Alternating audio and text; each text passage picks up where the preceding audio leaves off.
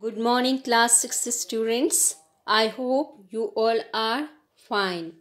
Today I am going to explain exercises of chapter 6, Bowling for Nature. We have already done the questions and answers. The first one is reading comprehension, and the question A is match the columns to make complete sentences. To solve this exercise, you should thoroughly read the chapter and understand it well. First question is Anil Kumble studied. What has he studied? He has studied mechanical engineering in college. So the first question is matched with the fourth answer given at the right side. The second question is with a record of 619 wickets, he is. Just see the last option at the right side. The third highest wicket taker in the world. Then the third question, Anil Kumble is passionate about. See the first option, that is cricket and wildlife conservation. So Anil Kumble is passionate about cricket and wildlife conservation. Then the fourth one, Kumble was appointed. He was appointed vice chairman of the state board for wildlife Karnataka. That is the second option at the right side. Then the fifth question, to help wildlife conservation, Kumble has set up the Kumble Foundation and its associated Jumbo Fund. That is the third option at the right side. Then the last one, some of his favorite national parks are. What are his favorite national parks? That is Kana, Bandipur and Kabini. That is the fifth option at the right side. If you wish, you can write it down in your fair copy or you can directly solve it in your textbook. Then the next one is grammar exercise. That is types of sentences. Dear students, you have already learnt about the types of sentences. There are 4 types of sentences based on their purpose. The first one is declarative sentence, which states something. Then interrogative sentence, it asks a question. Then exclamatory sentence, which expresses a strong emotion.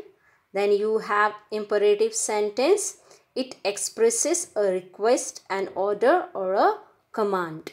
Let's begin to solve the question A. Read each sentence and identify its type. The first one, such a beautiful painting. Which kind of sentence is it? It is exclamatory. Why? Because it is showing or expressing your emotion. So it is exclamatory sentence. Then the second one, can you name the painting? So which kind of sentence it is? It is interrogative. Why? Because it is a question sentence and ending with question mark. Then the third one, yes, it's the Mona Lisa by Leonardo da Vinci. Which kind of sentence is it? It is declarative sentence because it is a statement.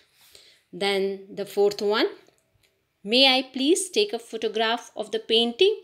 Then you can easily identify it is interrogative. Yes, why? Because it is ending with question mark.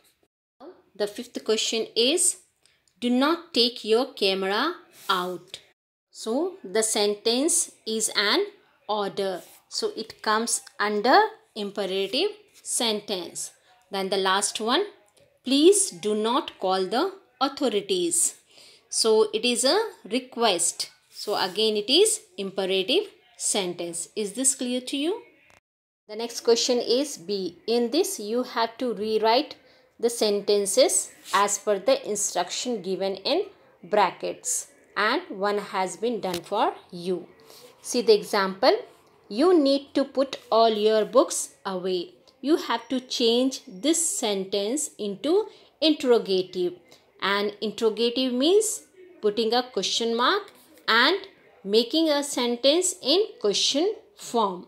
So let's see. Can you put all your books away? It is already given here. Then the second question. Is this book selling well in the market? It is the interrogative sentence and you have to change it into the exclamatory sentence. And the possible answer can be like this. Wow, this book is selling so well in the market.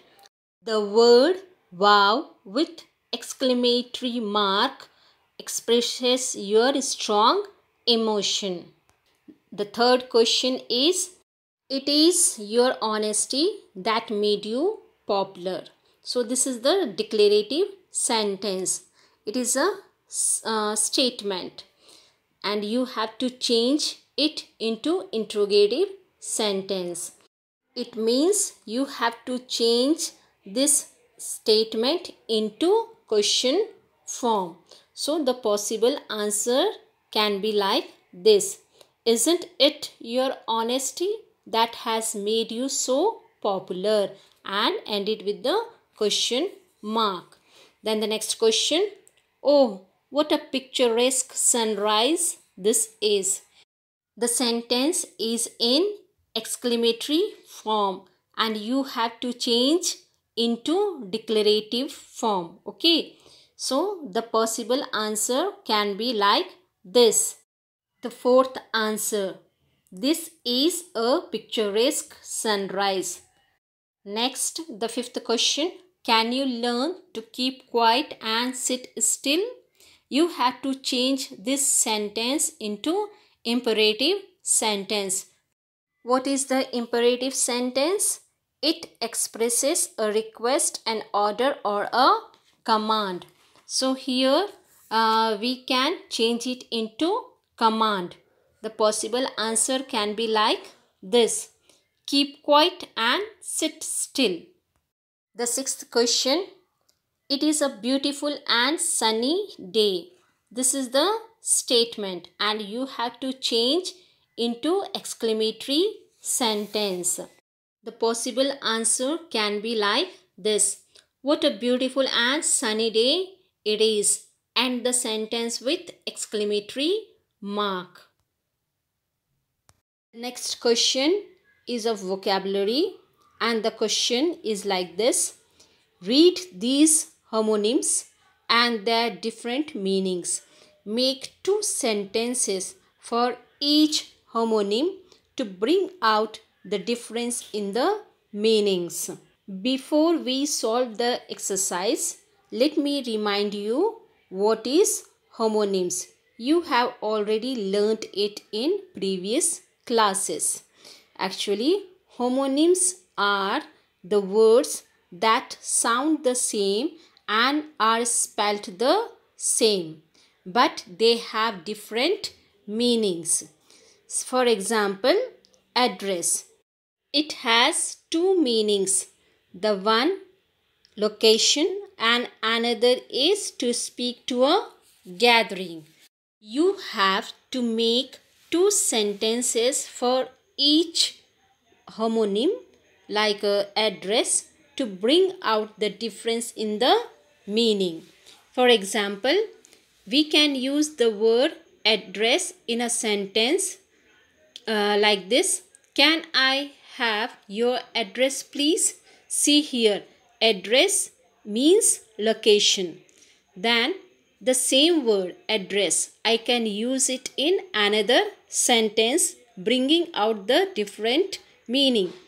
See, the principal will address the whole school during assembly. Here, address means to speak to a gathering. Likewise, you have to use bark in 2 different sentences to bring out the difference in the meanings. The first meaning of the bark is the sound a dog makes, and the second meaning is a tree's outer layer. Then the third one is content. One, it means satisfied, and another meaning is the matter in a book or film, etc. The fourth homonym is desert. One meaning is a hot arid region. Another meaning is to leave or abandon. Then the fifth word is object. It means a thing. Another meaning is to oppose. Then the sixth homonym is point. The one meaning of the point is the main idea, and the second meaning is to show something by extending your finger. So you have to use all these homonyms in your own sentences to bring out the difference in the meanings. The next question is based on pronunciation. Here you have to circle the silent letter or letters in each word. One has been done for you. First, let me tell you what is silent letter. So, silent letters are letters that are not pronounced in words even though they exist in the spelling.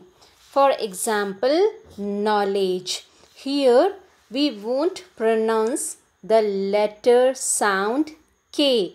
We are starting with knowledge, starting with N. So the letter K is silent in the word knowledge.